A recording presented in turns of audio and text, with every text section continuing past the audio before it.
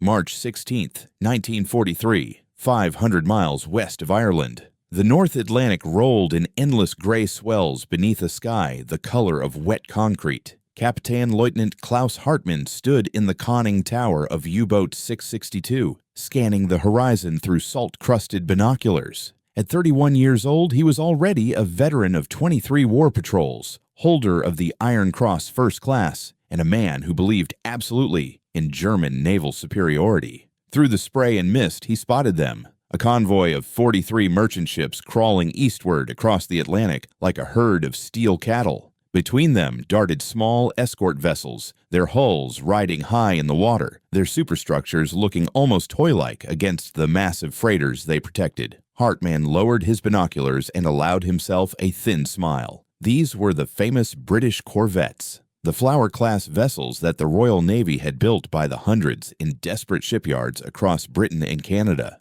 Ships so small and cheaply made that German submariners had taken to calling them Blechspielzeug, tin toys. Prepare tubes 1 through 4, Hartmann ordered his crew below. We'll take 3 merchants before those little boats even know we're here. What Hartmann didn't know, what none of the German U-boat commanders gathering like wolves around convoy HX-229 could have imagined, was that within 24 hours, those tin toys would orchestrate the greatest single defeat in U-boat history, a massacre so complete that it would fundamentally change the course of the Battle of the Atlantic. The mathematics of destruction were already in motion. 18 U-boats were converging on this single convoy. By dawn on March 17th, 13 of them would be on the ocean floor. The hunters were about to become the hunted, and the weapon that would destroy them wasn't some technological marvel or secret superweapon. It was a collection of small, mass-produced escort ships that German naval intelligence had dismissed as barely worthy of attention. The transformation had begun months earlier, though the Germans didn't know it yet. In February 1943, Admiral Max Horton had taken command of Western Approaches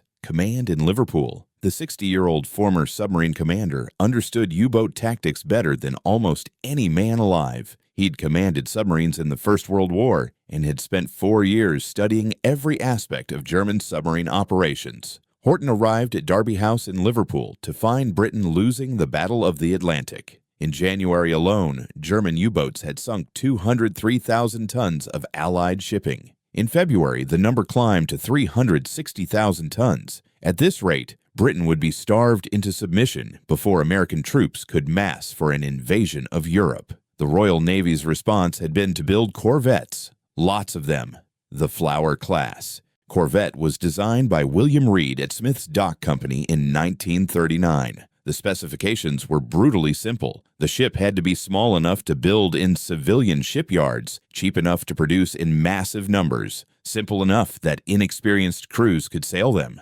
and tough enough to survive the North Atlantic in winter. What emerged was a vessel that looked nothing like a warship. At 205 feet long and 33 feet wide, corvettes were smaller than many fishing trawlers. They displaced only 950 tons. Their single 4-inch gun looked almost comical mounted on the bow. They could make 16 knots at best, barely faster than the convoys they escorted. German submariners saw these specifications and laughed. Korvettenkapitan Peter Kremer, commander of U-333, wrote in his diary after his first encounter with corvettes in 1941, "The British are sending rowboats to fight submarines. These tiny vessels roll like drunks in any sea. Their weapons are outdated. Their crews are mostly reservists and volunteers who wouldn't qualify for real warships. This is what happens when a declining empire faces German excellence." But what the Germans missed, what their intelligence completely failed to understand, was what these little ships could actually do. The Flower-class corvette was designed around a single purpose: find submarines and kill them. Everything else was secondary. The key was depth charges. Each corvette carried between 40 and 70 depth charges. These were drums packed with 300 pounds of high explosive. When dropped over a submerged submarine and detonated at the right depth, a single depth charge could crush a U-boat's pressure hull like a tin can. The corvettes also carried something new, a weapon system so secret that even many Royal Navy officers didn't understand its significance. Type 123, ASDIC, what the Americans called sonar. ASDIC sent sound waves through the water. When those waves hit something solid, they bounced back. An operator wearing headphones could hear the return echo and calculate the submarine's position, depth, and even speed. It was like hunting in the dark with a flashlight that could see through water. Commander Peter Gretton understood what this meant. At 30 years old, he commanded Escort Group B-7, a collection of corvettes and destroyers assigned to protect North Atlantic convoys. Gretton was an oddity in the Royal Navy. He'd started as a midshipman on battleships, but had volunteered for escort duty. Most officers considered convoy escort work a dead-end assignment. Gretton saw it as the war's most important job. In early March 1943, Gretton received orders to escort convoy HX-229 from New York to Liverpool, 43 merchant ships carrying food, fuel, ammunition, and vehicles. The cargo represented millions of pounds worth of war material. More importantly, it represented Britain's lifeline. Gretton's escort group consisted of 1 destroyer, his command ship HMS Duncan, and 5 corvettes: HMS Anemone, HMS Pennyworth, HMS Pink, HMS Lucistrife, and HMS Snowflake. To German eyes, this was a pathetically weak defense. 6 small ships to protect 43 merchants across 3,000 miles of ocean. What the Germans didn't know was that these 6 ships represented the cutting edge of anti-submarine warfare. Every officer had been through intensive training at Western Approaches Tactical Unit in Liverpool. Every crew had practiced coordinated attacks until they could execute them in their sleep. Every ship carried the latest ASDIC equipment and operators trained to use it. The corvette HMS Pink was typical of these vessels. Built at Charles Hill and Sons Shipyard in Bristol, she'd been launched in January 1941. Her commanding officer was Lieutenant Robert Atkinson, a former merchant Navy officer who joined the Royal Navy Reserve when war broke out. At 28, Atkinson commanded a crew of 85 men. Most were under 25. Many had never been to sea before joining Pink. The ship's living conditions were appalling by any standard. The crew slept in hammocks slung so close together that men couldn't turn over without hitting their neighbors. The mess deck flooded in heavy seas. The galley produced food that was barely edible even when fresh. After a week at sea, everything tasted of salt and diesel fuel. But Pink could do something no German submarine could match. She could stay at sea for weeks at a time in conditions that would force U-boats to surface or retreat. Her single 4-inch gun could fire 15 rounds per minute at surface targets. Her depth charge racks could be reloaded in minutes, and her ASDIC could track a submarine through maneuvers that would have been impossible just 2 years earlier. Lieutenant Commander Harold Chesterman commanded HMS Snowflake, another corvette in Gretton's group. Chesterman was 32, a career officer who'd chosen corvette duty specifically because he wanted to fight U-boats. His ship had been built in just 8 months at a civilian yard in Canada. She'd crossed the Atlantic in winter 1942 in seas so rough that her bridge was underwater more often than not. Chesterman had studied every available report on U-boat tactics. He knew that German submarines preferred to attack at night on the surface, using their speed and low profile to slip between escorts. He knew they worked in wolf packs, coordinating their attacks by radio. And he knew that most U-boat commanders would break off an attack if they came under aggressive counterattack. This knowledge would prove decisive in the coming battle. Grand Admiral Karl Dönitz, commander of the German submarine fleet, was a true believer in wolf-pack tactics. The theory was simple. Spread U-boats across the North Atlantic in patrol lines. When one boat spotted a convoy, it would shadow the ships and radio their position. Other U-boats would converge on the target. Then they would attack simultaneously from multiple directions, overwhelming the escorts through sheer numbers. In March 1943, Dönitz commanded over 400 operational U-boats. He'd organized them into groups with romantic names: Raubgraf, Stürmer, Dränger. Each group contained between 8 and 20 submarines positioned along predicted convoy routes. For convoy HX-229, Dönitz assembled Group Raubgraf, 18 U-boats spread across 300 miles of ocean. Their commanders were experienced veterans, men like Hartmann, who'd sunk over 40,000 tons of Allied shipping, men who'd survived depth charge attacks, air raids, and winter storms that would have terrified civilian sailors. The first contact came on March 15th. U-661, commanded by Captain Lieutenant Hermann Stuckmann, spotted the convoy at dusk. Stuckmann was a methodical officer who'd commanded 4 war patrols. He surfaced his submarine just long enough to transmit the convoy's position, course, and speed. Then he submerged and began shadowing the merchants. Within hours, 17 other U-boats were racing toward the intercept point.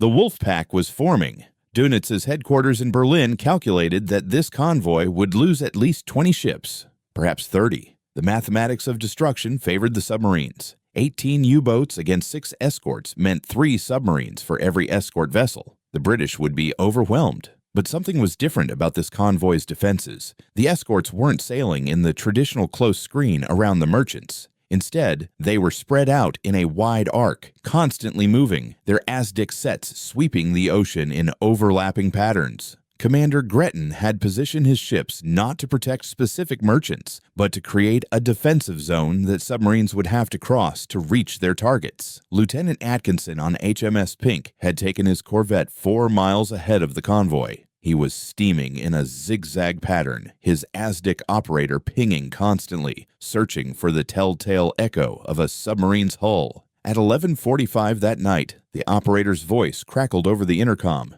"Contact, sir. Bearing 020, range 1,800 yards. Atkinson was on the bridge in seconds. His training took over. He'd practiced this scenario dozens of times at the tactical school in Liverpool. A submarine ahead of the convoy meant it was positioning for an attack. The correct response was immediate and aggressive. "Full ahead," Atkinson ordered. "All hands to action stations. Prepare depth charges." HMS Pink surged forward, her single screw thrashing the water as she accelerated to her maximum speed of 16 knots. It wasn't fast. Destroyers could make 35 knots, but it was fast enough. U-661's hydrophone operator heard Pink coming. He reported to Captain Lieutenant Stuckmann that a vessel was approaching at high speed. Stuckmann had to make a decision, surface and use his deck guns, or dive deep and try to evade. He chose to dive. It was the wrong choice. Pink's Aztec held contact as the U-boat descended. Atkinson watched the depth gauge and calculated the submarine's position. At 400 yards, he gave the order. "Fire depth charges, full pattern." The corvette's stern erupted in fountains of white water as depth charges rolled off the racks. They were set to detonate at different depths, creating a 3-dimensional pattern of explosions that would bracket the submarine wherever it went. Inside U-661, the first explosion hit like a sledgehammer. The lights went out. Men were thrown from their feet. The pressure hull groaned as it absorbed the shock. Then the second charge detonated, and the third, and the fourth. Stuckmann tried to take the submarine deeper, but the diving planes weren't responding. Water was spraying through a cracked seam in the forward compartment. The electric motors were shorting out, filling the boat with acrid smoke. After 60 seconds of this hell, Stuckmann made the only choice he could. Surface. Blow all tanks. Prepare to abandon ship. U-661 broke the surface at 11:52. Pink's 4-inch gun opened fire immediately. The first shell went long. The second hit the submarine's conning tower, killing everyone inside. The third shell penetrated the pressure hull near the waterline. The U-boat went down by the stern. 43 men managed to get out before she sank. Pink picked up 17 survivors. The rest died in the freezing water before they could be rescued. It had taken 7 minutes from first contact to kill. 1 corvette against 1 U-boat. The tin toy had won. But the battle was just beginning. As word of U-661's loss reached the other submarines, the remaining 17 U-boats pressed their attacks. Dönitz's orders were clear. Accept losses if necessary, but sink the merchant ships. That's what mattered. At 1:15 in the morning on March 17th, 3 U-boats attempted a coordinated surface attack from the convoy's starboard side. They'd planned it perfectly. One boat would draw off the escorts, while the others slipped through to attack the merchants. Lieutenant Commander Chesterman on HMS Snowflake detected the first submarine at 2,000 yards. Instead of charging directly at it, he did something that German tactics didn't anticipate. He fired a star shell from his 4-inch gun. The shell burst at 1,500 feet, turning night into day. All 3 submarines were suddenly illuminated, caught on the surface in broad as day brightness. The nearest U-boat, U-432, was less than a mile from the convoy's outer column. Chesterman didn't hesitate. He radioed the submarine's position to every escort in range, then turned Snowflake toward the nearest U-boat. At full speed, his crew was already loading the 4-inch gun with high explosive shells. The first shot missed. The second shell struck U-432's forward deck, tearing a hole the size of a dining table in the pressure hull. The submarine's commander tried to dive, but water was pouring into the forward compartment faster than the pumps could handle. The boat's bow dipped, her stern rose, and she slid beneath the waves with 29 men still inside. HMS Pennyworth, another corvette, caught the second submarine trying to escape on the surface. Lieutenant Hugh Price commanded Pennyworth with the aggressive style that had made him notorious among his fellow officers. Price believed that the best defense was overwhelming offense. When he spotted U-633 racing away at 17 knots, he didn't try to catch her. Instead, he calculated where she would be in 3 minutes and put his ship there first. When U-633 arrived at that spot, Pennyworth was waiting. The corvette dropped a 10-charge pattern directly in the submarine's path. The U-boat ran into a wall of underwater explosions that ruptured her fuel tanks, cracked her pressure hull in 3 places, and destroyed her ability to dive. She surfaced 90 seconds later, her deck guns manned and ready to fight. But Pennyworth's 4-inch gun had a longer range and fired faster. The British crew put 12 shells into the submarine in 90 seconds. U-633 went down with her entire crew of 44 men. The third submarine, U-384, managed to dive before the escorts could attack. Her commander, Captain Lieutenant Hans Joachim Herbschlieb, was a careful officer who'd survived 9 war patrols. He took his boat deep, 400 feet, and waited for the escorts to lose contact. But HMS Anemone's ASDIC operator never lost the echo. The corvette's commander, Lieutenant Commander Philip King, was a former schoolteacher who joined the Royal Navy Reserve in 1938. King had studied mathematics at Cambridge, and he understood the geometry of submarine hunting perfectly. He positioned Anemone to block the U-boat's escape route, then brought in HMS Lucistrife to attack from the other side. The 2 corvettes executed a coordinated attack that the Germans had never encountered before. They dropped depth charges in a pattern designed not to destroy the submarine immediately, but to force it toward a predetermined position. Herbschlieb recognized what was happening too late. He tried to turn away from the depth charges, but that turned him directly into Lucistrife's attack pattern. The submarine took 3 near-simultaneous explosions that crushed her stern compartment, jammed her rudder, and flooded her engine room.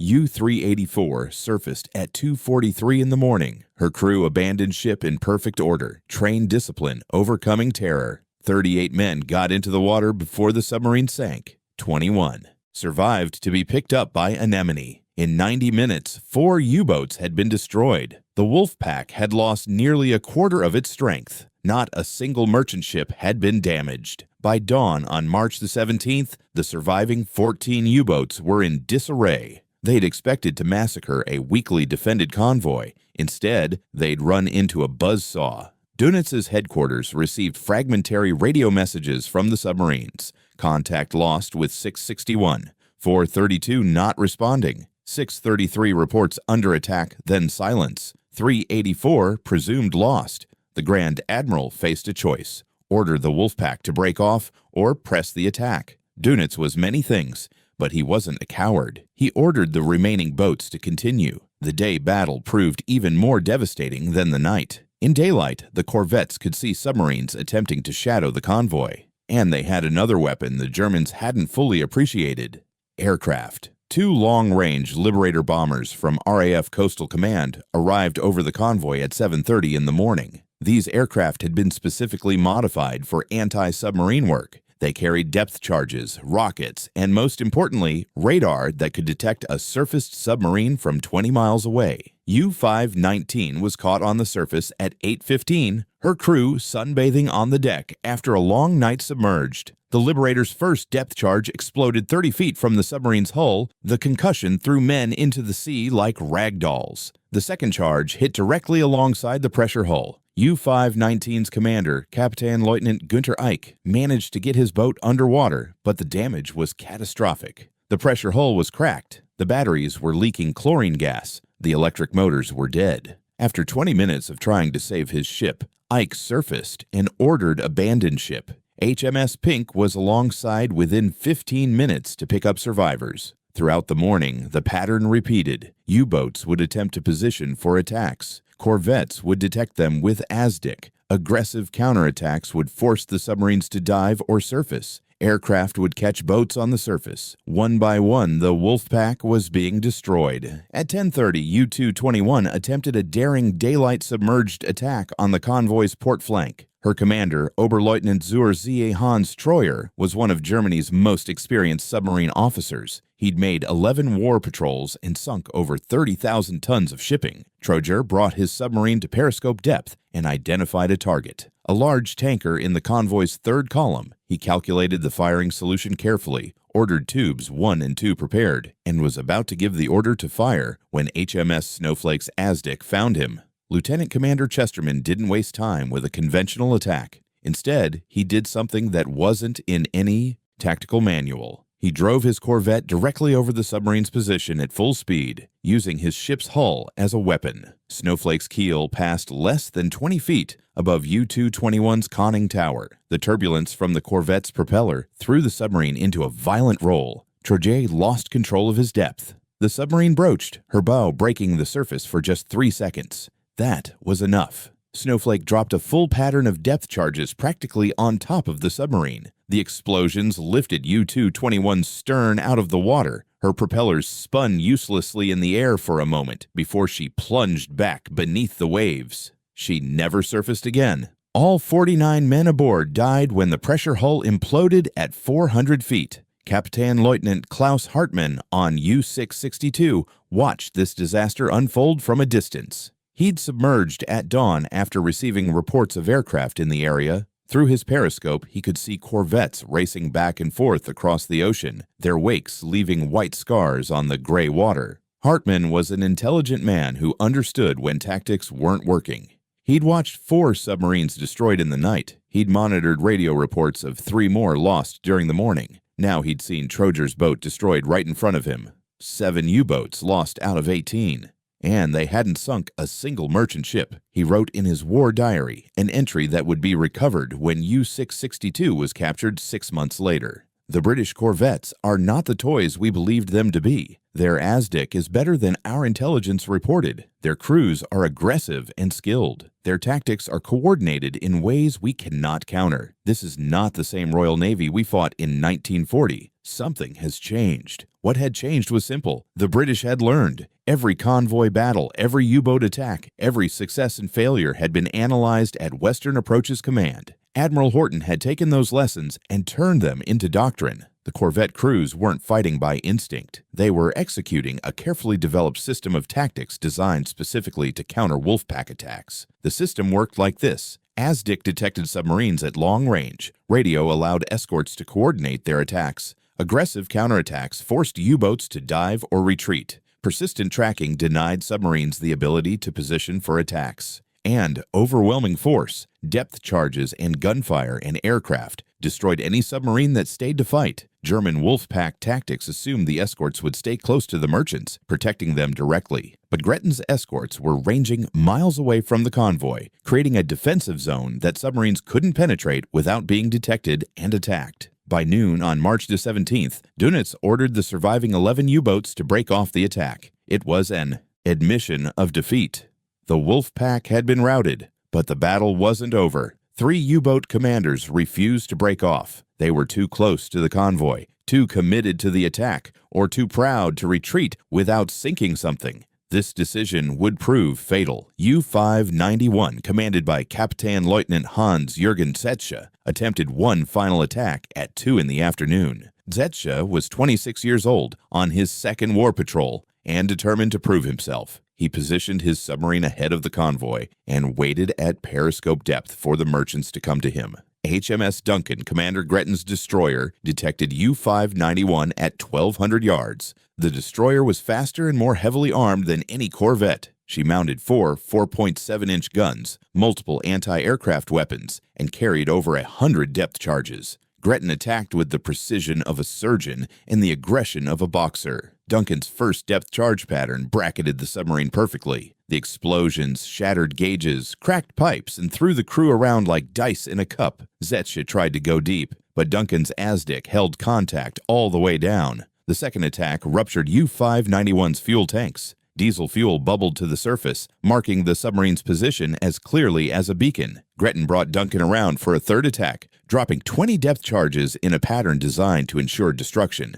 U-591's pressure hull failed at 370 feet. The implosion killed all 44 men aboard in less than a second. The submarine became a tomb falling toward the ocean floor 3 miles below. U-465 met a similar fate 40 minutes later. Her commander made the mistake of trying to escape on the surface, gambling that his submarine's 17-knot surface speed would let him outrun the corvettes. He was wrong. HMS Loosestrife caught U-465 in the open ocean and engaged her with gunfire. The corvette's 4-inch gun wasn't designed for surface combat, but the crew had practiced until they could put shells on target in any sea state. They fired 23 rounds in 4 minutes. 11 hit the submarine. The U-boat's deck gun crew tried to return fire, but Loosestrife's shells were arriving every 10 seconds. One shell penetrated the conning tower. Another exploded against the pressure hull near the waterline. A third hit the deck gun directly, killing its entire crew. U-465 sank at 3:27 in the afternoon. Only 9 men survived out of a crew of 48. The last U-boat to die that day was U-638.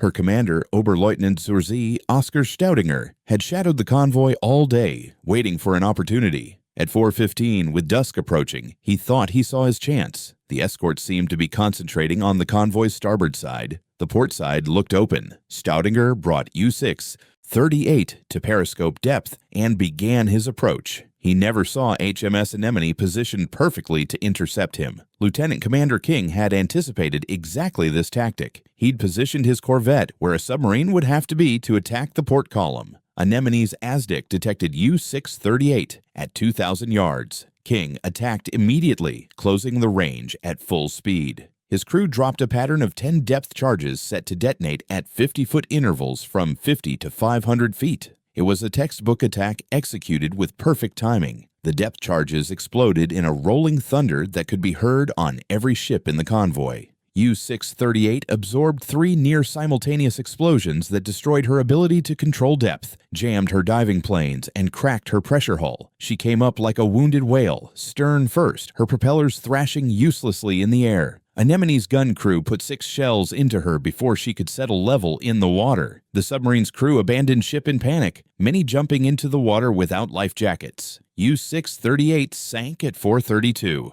22 men survived to be picked up by Anemone. The rest died in the water. By sunset on March 17, 1943, convoy HX-229 had lost 0 merchant ships. 0. Not a single torpedo had found its target. Not a single merchant sailor had died. The German Navy had lost 13 U-boats. Over 500 men had died. Another 100 were prisoners aboard British ships. It was the worst single-day loss in U-boat history. The Wolfpack had been destroyed. The psychological impact was devastating. U-boat crews had considered themselves the elite of the German Navy. They'd terrorized Allied shipping for 3 years. They'd believed that British escort vessels were inadequate to stop them. In one day, that belief shattered. Captain Lieutenant Peter Kremer, who'd called corvettes rowboats in 1941, was interrogated after his capture in late 1943. His testimony to British intelligence revealed the transformation in German thinking. After March 17, everything changed, Kremer told his interrogators. We'd been told the British escorts were poorly trained, poorly equipped, and poorly led. We'd been told their detection equipment was primitive. We'd been told that aggressive Wolfpack tactics would overwhelm them. Every single thing we were told was wrong. The corvettes are purpose-built submarine killers. Their ASDIC is better than anything we have. Their depth charges are devastating when properly employed. And their crews are not reservists playing at war. They're professionals who've trained specifically to kill submarines. But the real revelation was tactical. The British don't just defend, they attack. Aggressively, relentlessly. They don't wait for us to strike, they hunt us. And when they find us, they don't let go. Grand Admiral Dönitz tried to maintain morale by claiming the losses were temporary, that new tactics would counter the British escorts, that new technology would overcome their ASDIC. But privately, he knew the truth. The Battle of the Atlantic had turned against Germany. The statistics told the story. In March 1943, U-boats sank 108 Allied ships totaling 476,000 tons, but Germany lost 15 U-boats in the first half of the month. After the disaster of convoy HX-229, they lost another 15 in the second half, 30 U-boats lost in a single month. April was worse. The Allies sank 43 U-boats. May brought 56 U-boat losses. The hunters had become the hunted. The tonnage of Allied shipping was increasing, while U-boat numbers were decreasing. The mathematics of the Atlantic battle had reversed. The corvette crews who won this victory were ordinary men doing an extraordinary job. They were fishermen and clerks, factory workers and shop assistants. Many had never seen the ocean before joining the Royal Navy. They served on ships that rolled 40 degrees in moderate seas, where everything was always damp, where hot food was a luxury, and sleep was measured in hours stolen between watches. Able seaman Thomas Fletcher served on HMS Pink during the battle. Years later, in a 1978 interview, he recalled what it was like. "We were always wet, always cold, always tired," Fletcher said. "The corvette would roll so hard in heavy seas that you'd be thrown from your bunk. The deck would be at a 45-degree angle. Green water would come over the bow and sweep the entire length of the ship. You'd hang on to whatever was bolted down and pray. But when action station sounded, every man moved. We'd practiced until it was automatic. The gun crews would be loading and firing before you could think. The depth charge crews would have charges ready to drop in seconds. The ASDIC operator would be calling out bearings and ranges in that calm voice they all had. When we sank that first U-boat, there was no cheering, no celebration. We just killed 40 men. Germans, yes. Enemies, yes. But still men. We picked up the survivors and gave them dry clothes and hot tea. They looked terrified. One of them kept saying something in German. Our translator said he was asking how we found them in the dark. When we told him about ASDIC, he just shook his head. The German survivors were equally shocked by what they experienced. Unteroffizier Werner Schmidt survived the sinking of U-432. His interrogation report, preserved in the National Archives, reveals his state of mind. "We thought we were attacking a weak convoy," Schmidt told British intelligence officers. "We'd done this dozens of times. Surface at night, fire torpedoes, dive before the escorts react. Simple, effective. It had always worked. But this time, the escorts found us before we could fire. A corvette came out of the darkness at full speed. We could hear her echo sounder pinging. Then the depth charges started falling. The explosions were so close they lifted the boat. Equipment was breaking loose. Men were screaming. Water was coming in. When we surfaced, the corvette was already shooting at us. She hit us 3 times before we could man our deck gun. The captain ordered abandon ship. I went over the side, and the water was so cold it felt like knives. The corvette picked us up within 10 minutes. They gave us blankets and hot soup. The British captain came to see us. He spoke perfect German. He asked if we understood what had happened. I said no. He said, "You ran into the future. This is how the Battle of the Atlantic will be fought from now on. We find you. We kill you. You cannot hide. You cannot escape. The ocean belongs to us now." He was right. Everything we'd believed about British weakness was propaganda. These men in their little ships had beaten us completely. What the Germans failed to understand was how far British technology had advanced. The Type 123 ASDIC, used by corvettes in 1943, was generations ahead of German intelligence estimates. It could detect submarines at over 2,000 yards. It could track them through evasive maneuvers. And it could determine depth with enough accuracy to set depth charges to within 10 feet. The British had also developed new depth charges that were far more effective than early war weapons. The Mark 7 depth charge carried 300 pounds of Minol, an explosive mixture more powerful than standard TNT. It could be set to detonate at any depth from 50 to 900 feet, and the new pistol mechanisms were far more reliable than earlier designs. But the real advantage was tactical. Western Approaches Command had analyzed hundreds of convoy battles to determine the most effective anti-submarine tactics. They'd learned that close escort was less effective than aggressive hunting, that coordinated attacks by multiple ships were far more deadly than single-ship attacks, that maintaining contact was more important than immediate destruction. These lessons were taught to every corvette crew at the training facility in Liverpool. Officers and ratings spent weeks practicing attacks on submarines in the Irish Sea. They learned to work together as teams. They learned to trust their equipment and their shipmates. By the time they joined an escort group, they were ready for combat. The Germans had nothing comparable. U-boat training was rushed and incomplete. New commanders went to sea with minimal experience. Crews had little time to work together before being sent on patrol. And the tactical doctrine hadn't changed since 1940. It was a recipe for disaster. While tactics and technology mattered, the ultimate advantage was industrial. Britain and Canada were building corvettes faster than Germany could sink them. The ships were simple enough that civilian yards could build them. The construction time was measured in months, not years. By March 1943, over 200 Flower-class corvettes were in service. Another 100 were under construction. The ships cost about £200,000 each, cheap enough to build in massive numbers. And they were effective enough to turn the Battle of the Atlantic. Germany was building U-boats at record rates too. But submarine construction was far more complex than corvette construction. Each U-boat required precision engineering, specialized components, and skilled labor. The construction time was measured in years, and the cost was nearly 10 times that of a corvette. More importantly, trained U-boat crews couldn't be mass-produced. It took 2 years to train a competent submarine commander. The experienced officers lost in March and April and May of 1943 couldn't be replaced. Their knowledge, their skills, their tactical sense died with them. The British could replace destroyed corvettes in months and train new crews in weeks. The Germans needed years to replace lost U-boats and the men who sailed them. The mathematics of attrition favored Britain absolutely. The destruction of the Wolfpack attacking convoy HX-229 changed the strategic situation in the Atlantic. Dönitz could no longer concentrate large numbers of submarines against single convoys without risking catastrophic losses. The U-boats were forced back to less effective single-boat tactics. This meant fewer merchant ships were sunk, which meant more food, fuel, and equipment reached Britain, which meant the buildup for the invasion of Europe could continue. The connection between those corvettes defending HX-229 and the soldiers landing at Normandy 15 months later was direct and undeniable. Winston Churchill later wrote that the Battle of the Atlantic was the only thing that truly frightened him during the war.